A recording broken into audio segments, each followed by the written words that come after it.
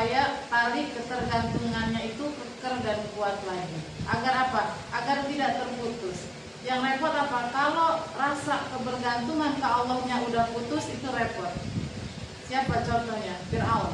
Fir'aun selama 40 tahun dia kaya, nggak pernah sakit barang sedikit. Sakit kepala, gatel, sakit gigi, meriang, nggak, selama 40 tahun.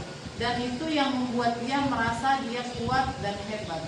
Andai saja dikatakan oleh para guru kita, andai saja sedikit Allah kasih sebab, maka mungkin Fir'aun tidak akan sesombong itu. Tapi sayangnya kekayaan Fir'aun, kesehatan yang Fir'aun punya, bukan malah menjadi sebab dia jadi dekat ke Allah, malah menjadi sebab menjauh dari Allah. Dan maka Allah memutuskan ketergantungan kepada Fir'aun.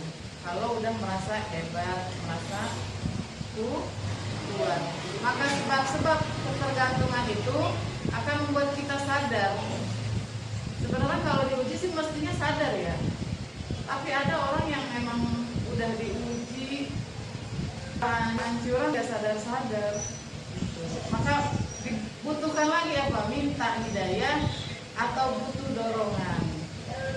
Bisa dari doa, bisa dari lingkungan, bisa dari majelis, dari keluarga. Kalau kita jatuh sendiri gak ada yang nolongin, itu rasanya repot banget. Ya, udah diuji terus nggak inget Allah, gitu maksudnya. Udah babak belum kan? Mau ke sono mentok, ke sini mentok. Hal yang sepele aja seakan-akan siksaan paling berat di dunia buat dia kala itu gitu. Padahal bagi orang-orang yang memang menggantungkan semuanya ke Allah, ujian besar aja bisa terasa ringan. Karena apa? Karena yakin di balik ujian ini ada sebab-sebab membuat dirinya semakin dekat kepada Allah. Ini ciri-cirinya orang arif. Beda dengan orang-orang yang memang belum mendapat hidayah, orang yang ahli maksiat. Tapi mudah-mudahan di akhir hayatnya masih sempat bertobat. Ya.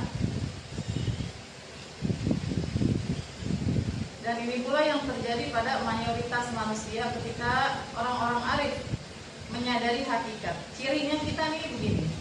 Kita sadar enggak? Atau kita nggak sadar? Kalau kita termasuk orang-orang arif, kita akan sadar kita ini hamba yang sangat fakir di hadapan Allah, hamba yang sangat nggak bisa hidup kalau nggak ada Allah, hamba yang sangat butuh banget ditolong, hamba yang sangat butuh banget diperhatiin.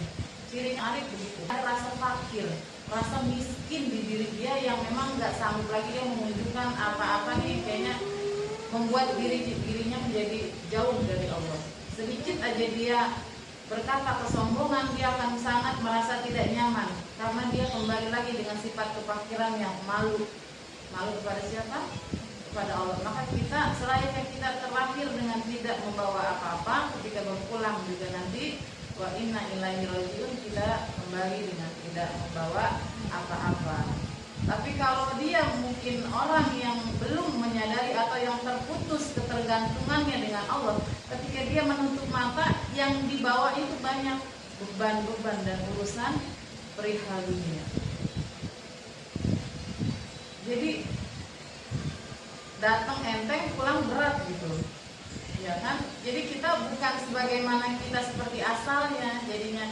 Maka yang berat-berat itu yang nanti akan dihisab, dikikis satu persatu, dan itu kan pasti butuh waktu dibanding orang yang tidak ada hisabnya. Orang teman-teman kita udah sampai ke depan, kita masih disidang di alam kubur, kita masih dihisab sama malaikat, kita masih disiksa, kita masih dipertanyakan, kita masih ditanya-tanya tentang apa-apa yang kita kerjakan di dunia. Orang-orang yang nggak ada hisabnya udah lancar aja. Makanya keberatan di dunia ini, masalah-masalah di dunia jangan sampai nanti kebawa di akhirat. Maka nggak ada orang berpulang dalam keadaan kaya, nggak ada. Kayanya itu hanya di dunia. Kita pulang dalam keadaan fakir, dalam keadaan tidak memakai benang sehelai pun, seperti bayi yang baru dilahirkan. Mudah-mudahan ya. Maka ketika kita dicoba atau dikasih penderitaan hidup, kalau orang-orang arif yang memang tergantung kepada Allah, membuat rasa ketergantungannya semakin kuat, ya, semakin membuat mereka taat dan kembali kepadanya. Jadi nikmat ibadahnya itu ternyata makin-makin. Kita lihat nabi-nabi kita, emang ada yang nggak diuji? Semuanya diuji. Nabi-nabi kita memangnya kaya? Tidak ada yang kaya kecuali Allah mengizinkan Nabi Sulaiman yang kaya, tapi dia selalu mensedekahkan, maka dari hayatnya dunianya tetap kaya, tapi ketika pulang dalam keadaan fakir. Fakir apanya? Hatinya. Maksudnya apa? Nabi Sulaiman tidak meninggal dalam keadaan merasa punya harta kekayaan.